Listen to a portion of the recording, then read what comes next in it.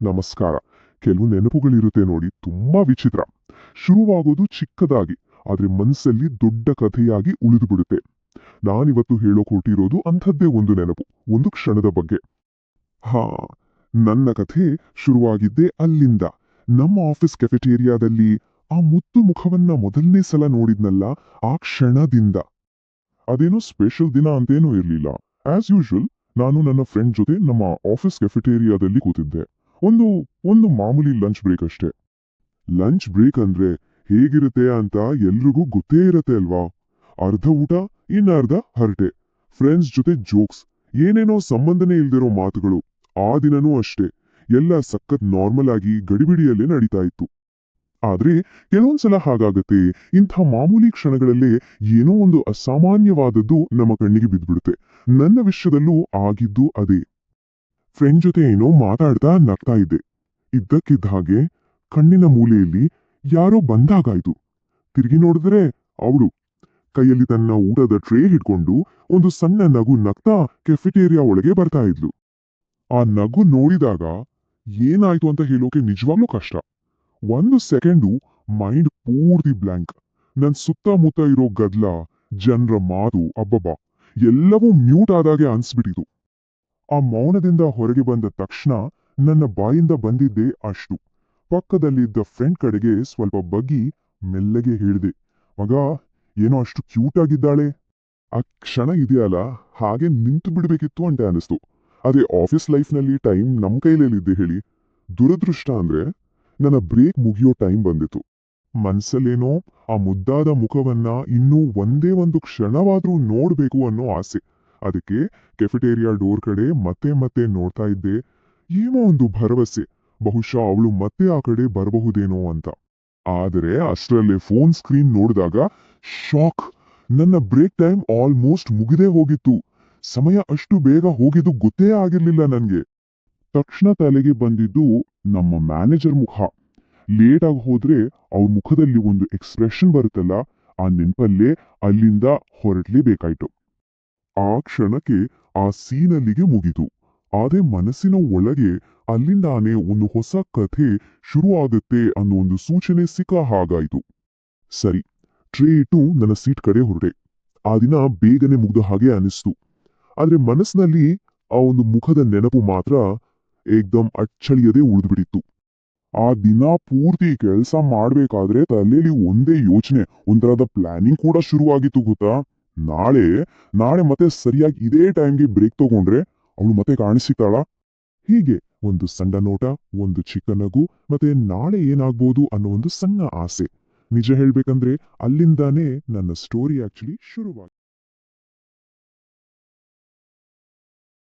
ಹಿಂದಿನ ದಿನ ಕೆಫೆಟೇರಿಯಾದಲ್ಲಿ ನೋಡಿದ ಆ ಹುಡುಗಿ, ಅವಳ ಮುಖ ಮನಸ್ಸಿಂದ ಹೋಗ್ತಾನೇ ಇರಲಿಲ್ಲ.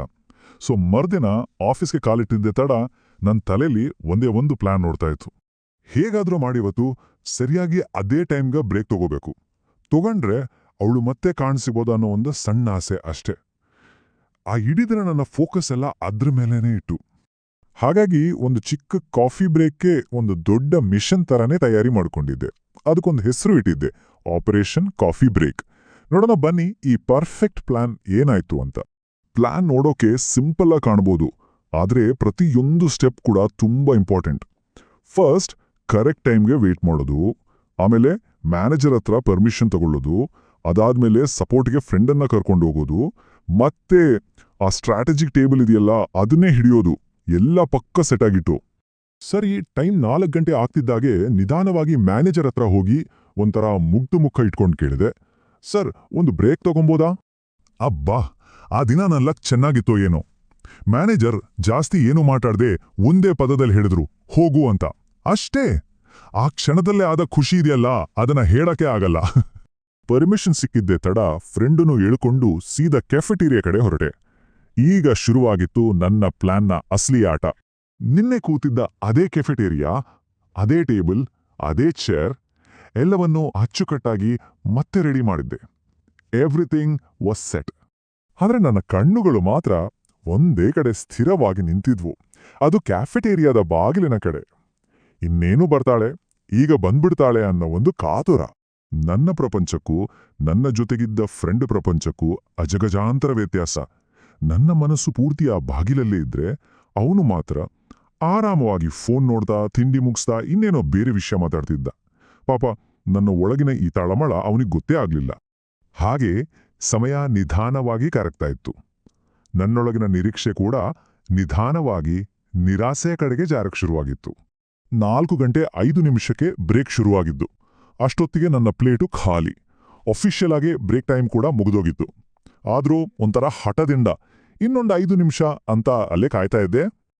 ಆದ್ರೆ ಆ ದಿನ ಅವಳು ಬರಲೇ ಇಲ್ಲ. ಇಡೀ ಪ್ಲಾನ್, ಅಷ್ಟು ಹೊತ್ತು ಕಾದಿದ್ದು ಎಲ್ಲವೂ ವೇಸ್ಟ್ ಆಯ್ತು. ಆ ಒಂದು ಸಣ್ಣ ನಿರಾಸೆ ಇದ್ದಲ್ಲ, ಅದು ಆ ಇಡೀ ದಿನದ ನನ್ನ ಮೂಡನ್ನೇ ಚೇಂಜ್ ಮಾಡಿಬಿಡ್ತು.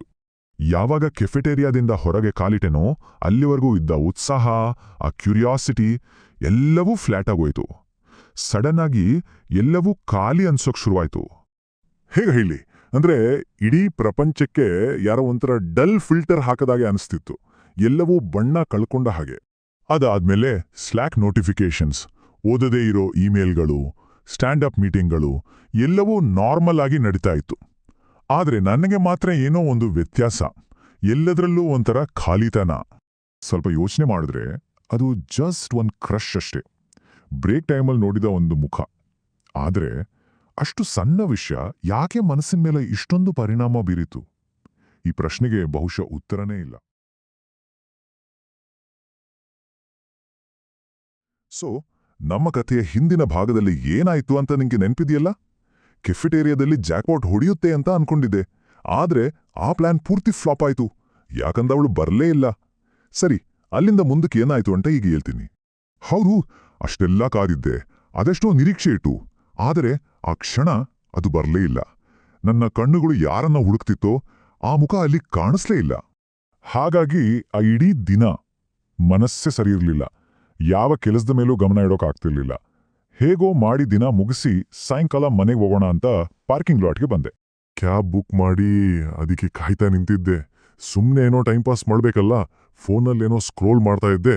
ಮನ್ಸು ಮಾತ್ರ ಪೂರ್ತಿ ಡಲ್ ಆಗಿತ್ತು. ಆದ್ರೆ ಇದ್ದಕ್ಕಿದ್ದ ಹಾಗೆ ಸ್ಕ್ರೀನಿಂದ ಕಣ್ಣುಗಳನ್ನ ಮೇಲಕ್ಕೆತ್ತಿದೆ ಅಷ್ಟೇ. ನನ್ನ ಕಣ್ಣುಗಳ ಮುಂದೆ ಒಂದು ಕ್ಷಣ ಮಿಂಚು ಹೊಡೆದಾಗೆ ಆಯಿತು. ಅಲ್ಲಿ ನನ್ನ ಕಣ್ಮುಂದೆ ನಿಂತಿದ್ಲು ಅದೇ ಕೆಫೆಟೇರಿಯಾದ ಹುಡುಗಿ.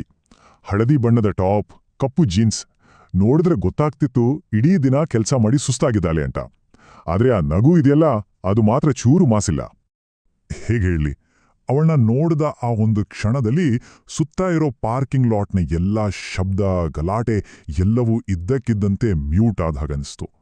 ನೋಡಿ, ಸರಿಯಾಗಿ ಅದೇ ಟೈಮ್ಗೆ ಫೋನ್ಗೆ ಒಂದು ನೋಟಿಫಿಕೇಶನ್ ಬಂತು. ನಿಮ್ಮ ಕ್ಯಾಬ್ 20 ನಿಮಿಷ ತಡವಾಗಿ ಬರಲಿದೆ.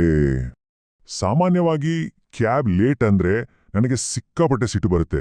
ಆದ್ರೆ ಆ ದಿನ ಯಾಕೋ ಗೊತ್ತಿಲ್ಲ, ಮೊದಲನೇ ಬಾರಿಗೆ ಮನ್ಸಲ್ಲೇ ಒಂದು ಥ್ಯಾಂಕ್ ಯು ಅಂತ ಹೇಳಿದೆ ಆ ಕ್ಯಾಬ್ ಕಂಪನಿಗೆ. ಇನ್ನೊಂದಿಷ್ಟು ಹೊತ್ತು ಅವಳನ್ನ ಹೀಗೆ ನೋಡಬಹುದಲ್ಲ ಅನ್ನೋ ಒಂದು ಸಣ್ಣ ಆಸೆ.